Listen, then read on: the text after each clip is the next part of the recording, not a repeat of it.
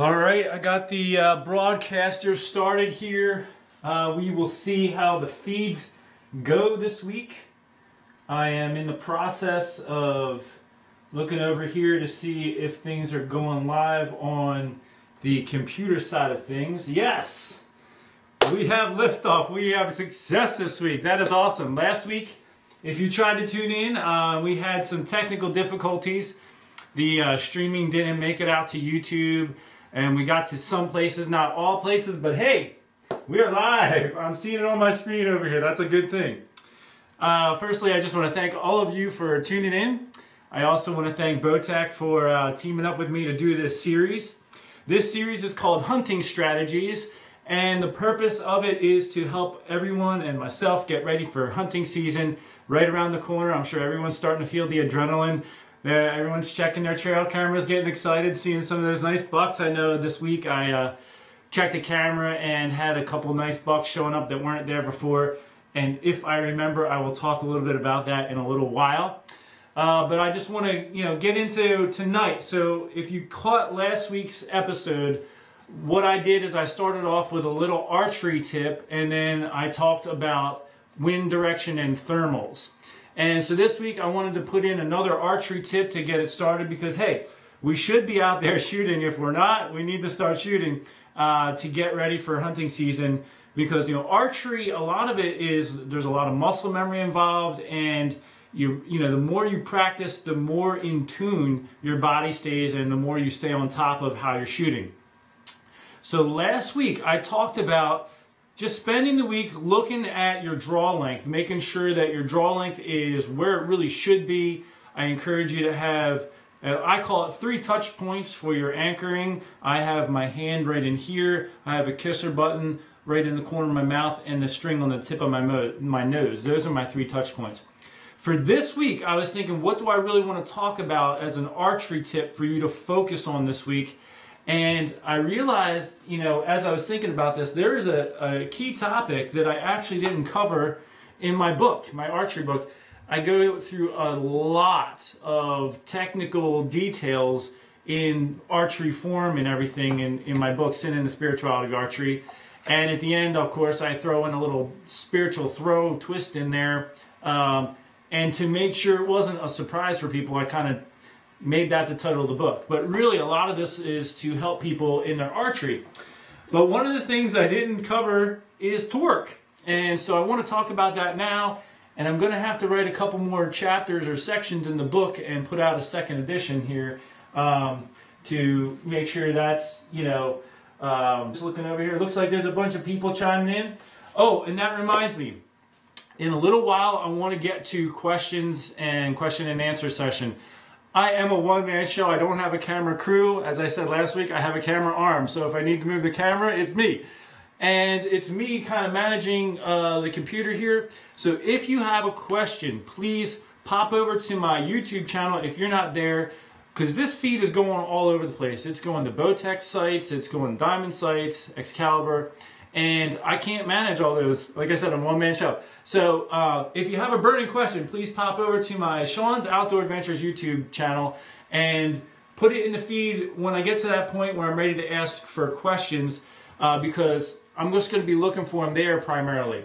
And in the future, as I get more accustomed to this whole thing, maybe I'll try to branch out and cover a couple sites or whatever.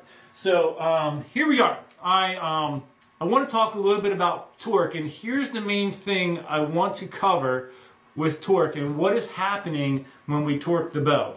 So when you place your hand on the bow, you're gripping it like this. One thing I try to do is imagine that the center point of my grip, where my hand is coming in contact with the bow, is putting straightforward pressure against the bow in the middle of the handle. So let me just draw an exaggerated example. Let's say I grip the bow here, but all of my kind of pressures from this side, I can kind of be pushing the bow at full draw. Or if I have my hand overly turned this way, I could be actually pushing the bow at full draw.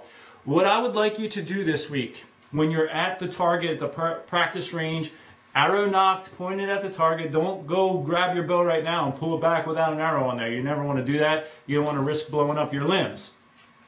But when you're at full draw, do this with your hand and watch what the sight does. And do it even in small increments, and you're going to see how dramatic you can actually be changing your aiming if you're altering your grip even a little bit. And so a lot of people, they go out and they shoot and they're hitting great today, and then they go out tomorrow and they shoot and they're like 3, 4, 5 inches to the left or 5 inches to the right or whatever the case is. And a lot of that can be due to torquing your grip. You could have been gripping like this today and you weren't thinking about it the next time you go out, so you're kind of like that. Did you see my sight move? Boom! That is going to cause a huge difference in where your arrow is going to hit down the range, especially the farther out you're shooting. So this week, archery tip this week is be aware of torque and get out there, get familiar with what this does. And as you see this happening, you know, when you're playing around and intentionally doing that, try to solidify your grip so that the pressure from your palm is in the center of the grip so that the bow isn't being pushed one way or the other. So that's my tip this week for the archery. And hey, I am very excited. I didn't want to announce any of this last week because this past weekend we did the scouting trip for the Map Reading Challenge. And this is a very exciting thing if you've been following my channel. Over the years, I kind of evolved into these challenge hunts where I was challenging myself. I would look at topo maps and aerial photos and drive like 5 hours away from my house and scout a spot for like 3 hours and drive all the way back. And then I would go back in hunting season to see if I could score on a deer. And this I originally called it the 4-hour challenge because I wanted to drive at least 4 hours away. But it evolved over time and it became this challenge hunt where it doesn't matter how far you are from where you live, but you're challenging yourself to be able to look at a topo map and an aerial photo and pick an excellent hunting spot without even going there. And then you go there one time and take a look at that. Was I right? Is the deer sign here? And can I go back in hunting season and score on a deer here? And it continued to evolve. I started to take applications from my viewers, and now I take out groups of hunters, people who have applied on these challenge hunts. Well, this year it's blowing up, and I just want to quickly tell you about it before I get into the main topic tonight, which is deer calling. And I get so many questions on that's why I wanted to cover it tonight. But I am going to call on my camera hand and shift over here to my board for a second. I kind of mapped this out a little bit today. So the exciting thing for this year is it grew into this challenge hunt, which is going beyond just challenge yourself to get a high score. Like I created a scoring system so that when you go out on a hunt, if you're successful, boom, you get a score for that. And you want to try to push yourself to do even better next time. So now I have 4 teams, 3 people on each team from all over the country. And they're going to win prizes, and so are the viewers. So check this out. I want to go over this, and then I want to talk about deer calling. So each hunter is going to go out and try to score on a deer. Like I said, we read the topo maps, we read the aerial photos. This past 2 weekends, I took one group out 2 weekends ago, another group out this past weekend. We filmed it. I'm going to be airing those episodes probably next month. And anyway, when somebody harvests a deer, they get a score for that. So out of all 12 hunters that I have, the one that with the ultimate highest score from the hunt is going to win some stuff here. They're going to win a Ripcord Ace arrow rest. They're going to win a hunting backpack from the Allen Company. And I actually have a few other things in the works, so they might be getting more prizes than just what I talk about tonight. I'm just waiting to hear back from a couple companies. The team of 3 people with the highest score is going to win this list of stuff from the Allen Company, such as broadheads, broadhead case, string wax, knot glue, bow sling, stuff like that. Now here's where things get real big and real interesting, and this is where the viewers, you, are involved. The hunters are also going to get a score from their hunt, but other things added in. So they're each going to get a video of their scouting trip and their hunting trip. So each video, whatever the total number of views, is going to be added to their hunting score. And I'm going to put a 0 on the end of the hunting score. So if the hunting score was 150 points, we'll make it 1,500. If it was 300 points, we'll make it 3,000. That's really going to boost things. So, and then the views on their videos is going to be added to that. Now here's where Bowtech comes into play. We're going to set up stuff on the Bowtech and my website where you can vote for who you want to win. those votes are going to be added in the total score. And when you vote for your favorite hunter, your name goes into the lottery and someone's going to win a brand new Bowtech Rain 6. You pick the camo color, whatever. So you have a chance to win just by voting for your favorite hunter. So I know all the guys on the show are going to be having their spouses and friends say, hey, will you vote for me and will you give me the bow if you win? Okay, so the individual who has the highest score after all this voting takes place is going to get a Bowtech Rain 6. They're also going to get a bow case from the Allen Company. They're also going to get a set of XOP portable climbing sticks. Now the team with the highest score, when all this stuff's added up, they're going to get an XOP Air Raid tree stand. Each person on that team. Now you, the viewer, as I said, you're going to win, there's someone going to be drawn, they're going to win a Bowtech Rain 6. They're also going to get a bow case for that bow from the Allen Company. Also, I'm going to do a lottery with the people who are on my newsletter. So if you want to get on that, you know, it's on my website. You'll have plenty of time to get in that. You're going to get an XOP Air Raid tree stand from me. And we're going to do an award ceremony. I'm going to just give you, that's the basic layout of it. But I was excited to tell you, so hopefully you didn't mind I threw that in there. But hey, it gives you a chance to win a Bowtech Rain 6, so it's worth checking out that information. Now, let us transition into deer calling, finally. One of the things I really wanted to focus on tonight is what I'm going to call best practices. When I originally set up this live stream, I was going to call it do's and don'ts of deer calling. And that idea is going to be put in there. Like there's some recommendations that I don't recommend that you do this. And there's things I recommend you do this. But really what it comes down to, this is what I would suggest as best practices. And I've called in a lot of deer. Most of my hunting's on public land. I've got a lot of deer, a lot of bucks. So, I mean, a lot of what I'm going to talk about has a pretty much proven track record across the board. And what I first want to say, and I often say this, I'm just going to keep track of my time here, is that deer can always surprise you. Let me say that again. Deer can always surprise you. And what I hear a lot of people do is they put deer in a box. Like, if you do this, this will happen. If you do that, that will happen. And that's not always the case with deer. Like, I'm not going to stand here and say, if you do this exact call at this exact time, you will get a big buck. That's not the case, because deer, in a sense, have their own personality, each deer, just like we do. And, you know, you watching, you and I are probably a little bit different aspects of our personality. And there are behaviors of deer that can vary from one deer to another. I've got a buddy who, you know, rattled one year, and this buck came charging in and was really angry, and my buddy shot him, and the deer had broken off tines. And that deer was very responsive to aggressive calling, which is obvious by the broken tines.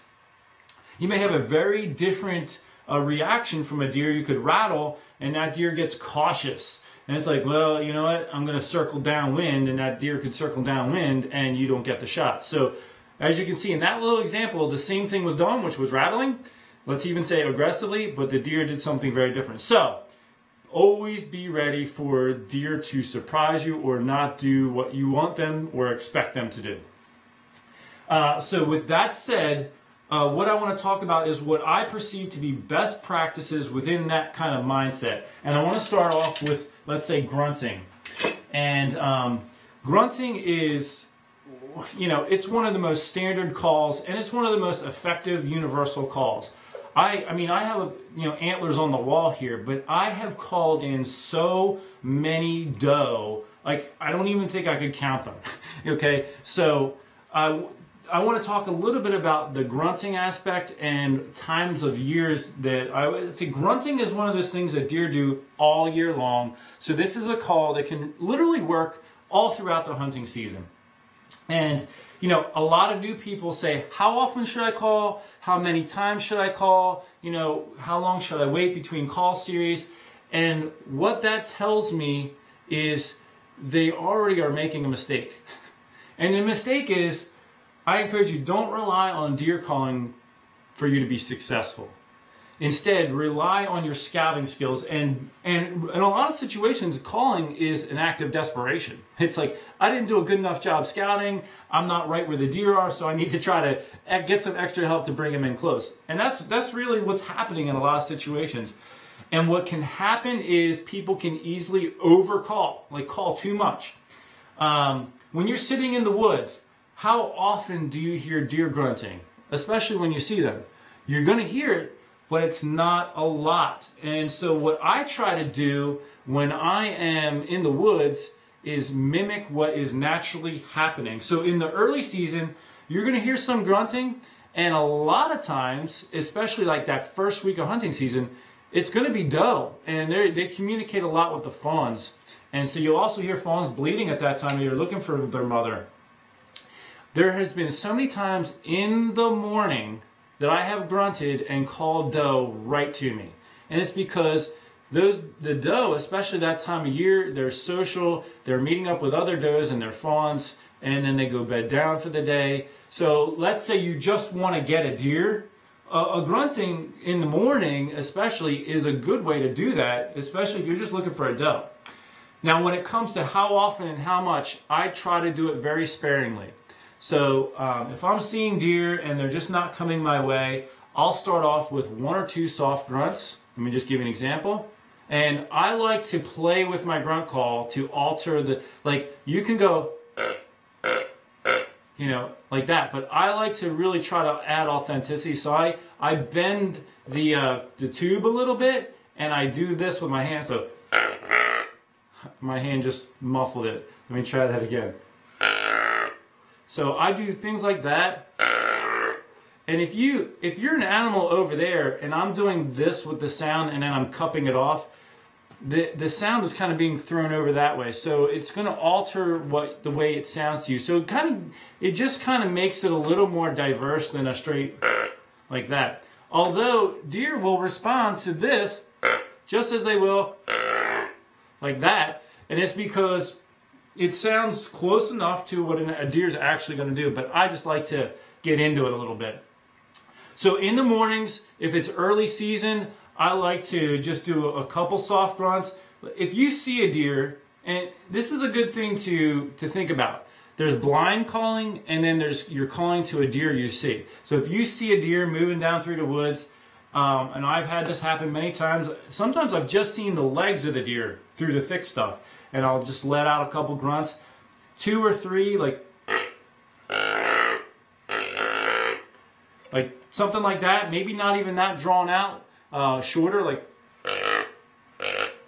that. And I'll just stop, and they'll turn and look, or they'll turn and come right in. One thing you have to realize is when a deer hears a grunt, it pretty much has you pinpointed, and you kind of want to stop. Especially, I mean, if a deer comes your direction, put the call away. Get it out of your hand. Don't touch it again. It knows basically where you're at, if not exactly where you're at. And I've had deer 80 yards away that I see walking through the woods and I grunt. They come straight to the base of the tree because in that moment they were able to pinpoint the sound of the grunt. With that said, now's where the wind direction comes into play. So if they're moving and they hear that grunt and it seems like they move off, well, you take note which way is the wind blowing. And the way that they kind of left is that downwind, because there's a chance they're circling downwind. And the wind is crucial, especially for you new hunters who want to get out there, you want to get a deer, you want to be successful, you want to call deer, you want to have them come right in, stuff like that. You need to be patient.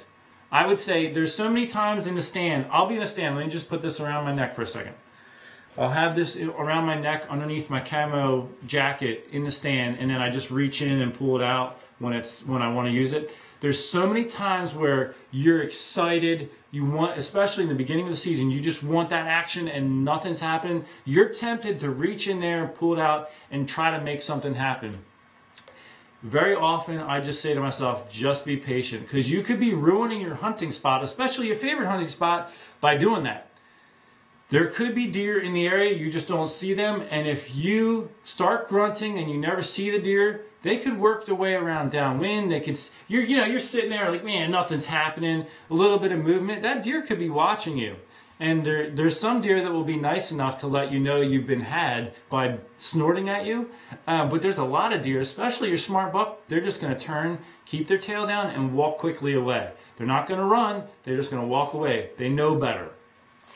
So when it comes to that early, especially when you get in the stand in the beginning of the season and you're full of excitement, try to lay off the grunt call as much as you can. You could overblow your grunt call and blow up your spot. So now let me give you this example. One time it was actually a late season hunt, very end of the season, and I was running out of time. I still had a buck tag. The season in Pennsylvania ended, but they have special regulation areas that now stay open and you can get a buck in those. I think that's what the situation was. It was a late season hunt where I could still get a buck, however it worked out. I was down in a special regulation area. I went to a place I hadn't been to since I was a teenager. So we're talking almost half my lifetime, or more than half my lifetime ago. It's been a long time. I'm in my mid-40s just about. So I hadn't been there 15, 20 years, but I remembered the lay of the land, and it was public land. And I remembered what the deer did when I was young, and I analyzed it with all my knowledge now, and I'm like, okay, if I go here, I think I got a good shot at something. And I went to that spot, and there was a slight gradual uphill up to where the deer bedded from where I was positioned, because the public land ended about 70 yards from where I was in a tree stand, and then it was still public land, but they called it a safety zone. It was like within 150 yards of houses, so they don't let you hunt there. And so I was back off of that, and I know the deer bedded up in a thicket up the hill. The whole entire hunt, the wind was blowing straight up the hill. And I knew this is my only shot, is to not blow the grunt call. And I sat there for a good 3 or 4 hours because late season, I just wanted to give it my all. I wanted to be out in this woods as long as I could, just in case something came by. And this is what happens, guys and girls. If you're hunting and you're not paying attention to the wind and the wind's blowing the wrong way, let's say you're going to be in the stand for 4 hours or 3 hours, and you blow the grunt call right now, like 3 hours before they get up from their beds, they've already pinpointed where you are. And if the wind's blowing their direction, let's say they're not perfectly downwind of you right now, they're going to get up when they do and walk to downwind of you and scent check what was that. And you've already ruined your hunt, so you've just sat out there all that time for nothing. So I did zero calling, and I just stuck it out. And at the very end of the hunt, there was about 20 minutes left of shooting light. I looked up the hill straight downwind of me, and I was very careful to eliminate everything. There were 2 bucks, and they were coming straight down the hill toward me. And I was like, wow, I can't believe it. It's working. And the deer came down, and in this situation, I made a decision to not call because, again, they're still downwind of me. I don't want to alert them to where I'm at. So they came down right to the edge of the safety zone, and they started milling around. And then the one buck mingled down into a little bit of a valley right here below me, and it kind of hung out there, and it also hung up. But I wasn't high enough in the tree to feel confident enough to start grunting. So it's like, in that situation, I just said, I don't think it's going to work out. I chose to not grunt anyway because deer could come from another angle. And in fact, with about 5 minutes of shooting light, a doe came just right past him and literally walked right past me, maybe 5 yards from the base of the tree. And I didn't shoot her. I don't even remember if I had a doe tag or not. But the point is, if that had been a buck, I would have ruined my chance at that deer if I was like, well, you know what, there's only like 5 or 10 minutes left, I'm just going to try grunting anyway. So the thought of patience and just seeing how it plays out, you don't need to get a deer every time you go out. And if I was going to go back and hunt that spot, I didn't ruin it. And, that's a thing to keep in mind. Especially, like, how many hunting spots do you have right now? And do you want to keep them good, or do you want to, like, let the deer know you're there and ruin them? And so how you call is going to be significant in that. I'm going to say, if you have a question, post it right now, and I'm going to start talking a little bit about one or two other things, and then I'm going to look over here. It looks like there's a lot of people who have been just commenting, saying all kinds of stuff. But if you have questions, put them up right now. They're going to be the most recent ones that come up. I will be able to see them. And I want to talk about bleeding, and I also want to talk about rattling and that stuff too. I want to incorporate that here.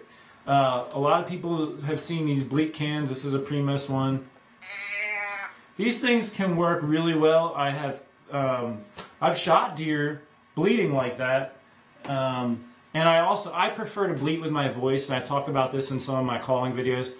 I think you can, manipulate your throat and your mouth to make it sound even more authentic than this. I mean, and this, that's what you get every time. And then if you're, a little bit shaky, you could be doing that, and I've done that. You see that deer, and your hand just starts shaking, and you try to, oh, look at that buck. And so it's not as smooth, and so you have to really work hard to turn it over just right. So you have that, but if you learn how to bleat with your voice, you can really modify it. I just constrict the back of my throat. I kind of almost pull those muscles in, and I go, and you can use your lips to add authenticity. I've had fawns come running by me, and they don't just do a straight bleat. It's almost like they're let's say they're saying help. There's a transition to the pitch or the tone or whatever. I'm not a singer, so I don't know all that terminology. But if you learn how to do that with your throat, that's one less thing you have to be playing with your hands, less motion. You can be sitting there and you can bleat like that. And I remember the very first time I ever tried doing that. The first time in the woods. Boring hunt. I mean, I was sitting there and I'm not seeing anything at all, and I was just like, I am bored out of my mind. In fact, this hunt, I talked about it in my first hunting book, and I am working on a sequel to this right now, so those of you who read it, stay tuned because the sequel's coming eventually here. But I talked about this hunt in there, and if you ever want to get those, go to my website, Sean'sOutdoorAdventures.com. Anyway, I was talking about it in there, sitting there, boring hunt, and I just sitting in my tree stand, and I'm I'm just doing that. I did it about 5 or 6 times, literally. I was just bored. I didn't think anything was going to happen. I just did it in every direction, and then I sat there. 2 minutes later, a doe walked right to me, and I ended up getting a shot at her. So that can be very effective. Let me just talk about combination calling too, and I'm going to do 2 things here. I'm going to talk about combination calling, and I'm going to talk about starting off slow. There's a lot of guys, especially in the rut, they get that rattle bag or the rattle antlers, and they just want to go for it. They're like, yeah. And last year in Iowa, I went blind map reading challenge in Iowa. I'd never been there before. I just drove out, got a tag, finally pulled a tag for Iowa. Got up, hiked into the public land, got up in a tree in the area where I picked on a map, and I'm sitting there, maybe a half hour, and I hear a guy on the next little ridge over, just every 5 minutes at the most, he's rattling aggressively.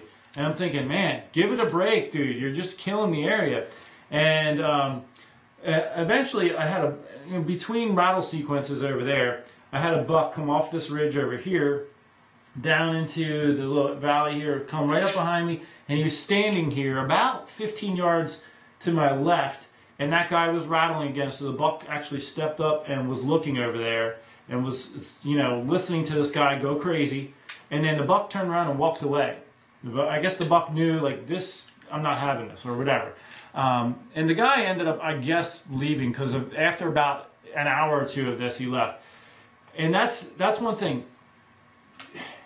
Especially in the rut, you got to get it right. I mean, the deer aren't always going to respond, and if you're just rattling constantly, you could be ruining your spot. So I always like to start off soft and slow. There was a morning I was hunting public land in New York, this buck right here, and I added some cards. If you're watching the stream on my YouTube channel, I added some cards. How to Hunt Whitetail Deer is one of them, and shooting this deer is in that series there. So anyway, what I did is I really felt like this is the perfect situation to do a little rattling. It was the last day or two of October, and the deer were starting to get fired up a little bit. But I was like, you know what? I'm going to start off soft. So I bleated one time. That was it. And I immediately heard 2 grunts in response, and I heard a deer trotting toward me, and it was this buck right here. And he eventually, and I didn't call again. That was it. He stopped and hung up about 50 yards out because he was looking for the deer. He eventually turned and kept looking for the deer and offered me a broadside shot at 25 yards. So when you're in the woods this year, especially when you're getting in the rut and you want to start banging and clanging, I encourage you, and this is my best practices advice, start off soft and see what happens. That way you're not just totally blowing up your area and scaring all the deer off like that guy was in Iowa last year. Now I want to talk about combination calling. This deer right here, I shot that in Illinois. That's also in the How to Hunt Whitetail Deer series. I heard a buck making a rub or a scrape about 100 some yards away from me as it was getting light. So I'm like, okay, something's going on there. So I grunted. I did like 2 grunt. No, I started with a bleat. Let's just use the can for this situation. I went, waited a second. Now imagine that's a doe looking for a buck. Put that down. And then I gave it like a couple grunts. So now I might have given the impression there could be a buck and a doe over here. And immediately this buck turned and came right to me. It walked up onto the little ridge I was on, and it walked probably 120, 130 yards straight to my tree and looked right up at me. Again, the deer was far, 150 yards. I bleated like once or twice and then grunted, and that was it. I put the calls away. He came up and walked right to me. And that's just an example of how easily they can pinpoint your location. And I do remember I was going to ask for questions a minute ago. Okay, someone asked me, can I cover rabbit hunting? Definitely, that's something not fitting into tonight's episode, but I can look at maybe talking about it in the future and maybe even getting someone else to join me. I know a guy who's like super big into it, but I will try to look into that. But for tonight, I'm kind of focusing on deer calling. Okay, John Klopp is saying, what would be the best overall call to use? Grunt tube, bleat, rattle horns. I would say the best universal call is going to be your grunt or your bleat. It's non-aggressive. Well, depending on how you do it, it's generally non-aggressive. It's a social call, and it would be like, let me put it to you this way. It's the difference of saying, hey, how you doing? You know, which you could get out of the grunt or the bleat. And with rattling, it's like, hey, what are you doing here? You know, or, you know, it's, well, in a lot of situations, I should say, when you're still in the early archery season, if you're just soft tickling the rattle antlers or the rattle bag, like, you know, that could work in the evening time especially, but still I think the grunt will be better. And let me just throw this in so I clarify, especially if you're kind of new to all this. In the early season, like late September, early October, in most of your north and central regions, I haven't hunted a lot in the south, so their timing could be a little bit different. But going into the hunting season, in the early season, what bucks do is they meet up, especially in open areas. So like, I'm going to talk about this in next week's episode as far as how to strategize for setting up in the early season. But they meet up in these open areas and they just put their antlers together and they start pushing. And when they do that, you get these clicks and clacks.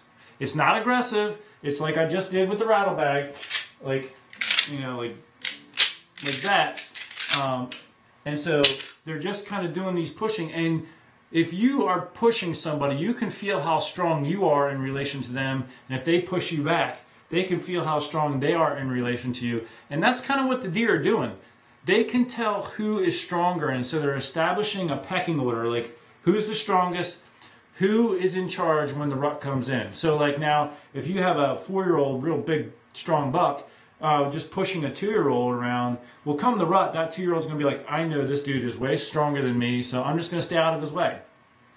And what that does is that naturally prevents a lot of aggressive fighting. I mean, you still have plenty of it, especially when you have a lot of deer of the same age class.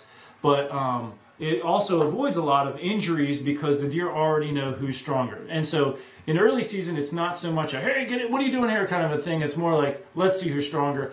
It can work, but getting back full circle to the question, if I had to pick one call, I'd probably use the grunt call the most. I just feel like it seems to be like a good universal call. If I blow in the grunt call anytime throughout the season, I can really attract any deer of any age. You know, there are different types of grunting, and I'm talking about a standard, like that type of a grunt. If you do a long, drawn out, and deeper grunt, that is actually what's called a tending grunt, and you'll hear that in the rut. It typically won't come out before the rut, and that is a buck that's getting ready to breed a doe, essentially. And it can be very effective on making other bucks mad because they want to be the one breeding the doe, and so they'll come running in. I've actually had scenarios where I've seen buck. I'm thinking of one when I was in Illinois one year. I saw a real nice heavy 8-point, and he was probably about 75 yards away. So I bleated at him first with the bleat. I actually was using this exact bleat cam probably. I've had this for a super duper long time since they first came out. So this is going back many years. So I bleated, you know, thinking, oh, it's the rut. He's going to hear that and come right in. I just watched him make a scrape. I bleated like a couple times. He just kept walking off. So then I tried grunting at him. Nothing. I tried snort wheezing at him. And a lot of times the snort wheeze, that can get him angry and want to come in and say, hey, I'm in charge here, you know. It didn't work. I switched to the tending grunt, that long drawn out grunt, and boom, that's what got him. And he came right in past a tree. I got a shot and I flubbed it. I nipped the bottom of it and didn't find a deer. Boy, was that upsetting. But the point is, you know, I think just the standard grunt, I often will do a 3-grunt series like that, and I like to accentuate the middle one a little bit because I've heard doe do that a lot in the wild. And a lot of times when a dominant doe does that, it says to the other deer, come here, like the younger doe. I've watched, you know, I was in New York, actually not far from where I shot this deer when I first started hunting up in New York, and I live in Pennsylvania. But I was up there on public land, and I had a group of 5 doe, you know, 1.5-year-olds. By the way, 1.5-year-old deer are yearlings, and 6-month-old deer are still fawns, considered fawns. So a lot of people call fawns yearlings, but just for technical terminology, yearlings are 1.5-year-old doe. So I had a group of yearlings and fawns underneath me, and then a dominant doe came down the edge of a field. It was actually a brush field. And I'd say it was about 130 yards from my tree stand. She walked down the edge, did that grunt,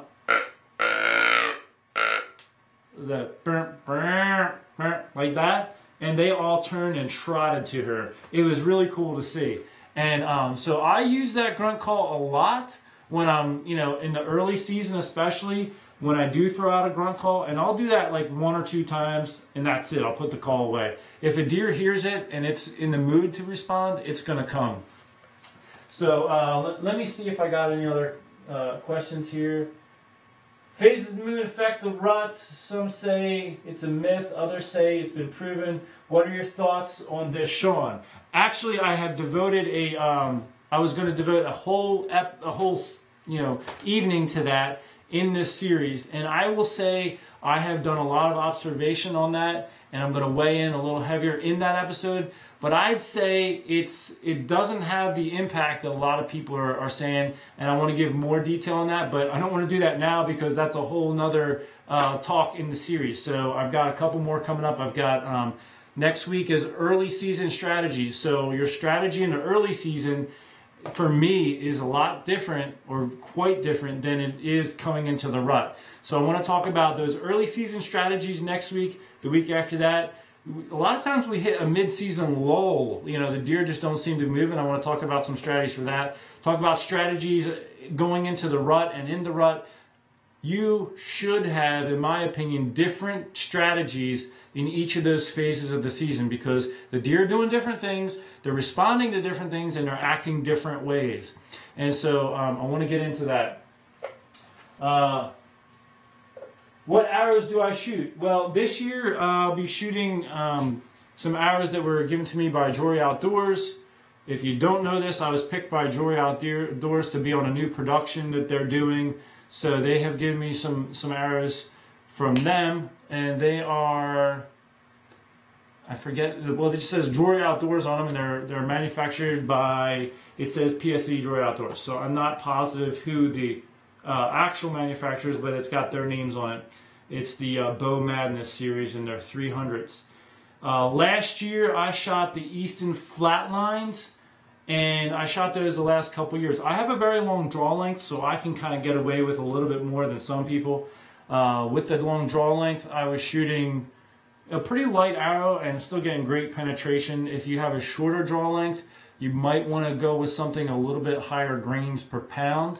And again, when you get into it, when you're talking about hunting, it's different than target archery. Target archery, especially if you're shooting, like, let's say 3D shoots, and if they're not predicted distances, so that you're not sure, you know, obviously you want to try to get your pins as close together as possible because you're guessing the yardage, and if they're closer together and you guess wrong, you'll still be close. But when you get into hunting, you want a heavier arrow because it provides more of a punching force when it hits the deer and drives the arrow through. I think of it like this. Imagine if I had a wiffle ball, a little plastic ball, and I threw it against that wall behind the camera, it's going to bounce off of that wall. But if I took an actual baseball, it's harder, it's heavier, and I threw it at that wall, boom, it's going to put a hole in that wall. And that's the kind of concept. You don't want to go too light because you're not going to get the penetration you need. And there's a lot of guys, in fact, one of the guys on the map reading challenge this year, Aaron Jones, we were talking about that on the scout trip. When he first started off, he had too light of an arrow, he hit a deer, and he just didn't get the penetration he needed. And that can happen. So when you're picking your arrow, I want my total arrow to weigh in the 400s usually.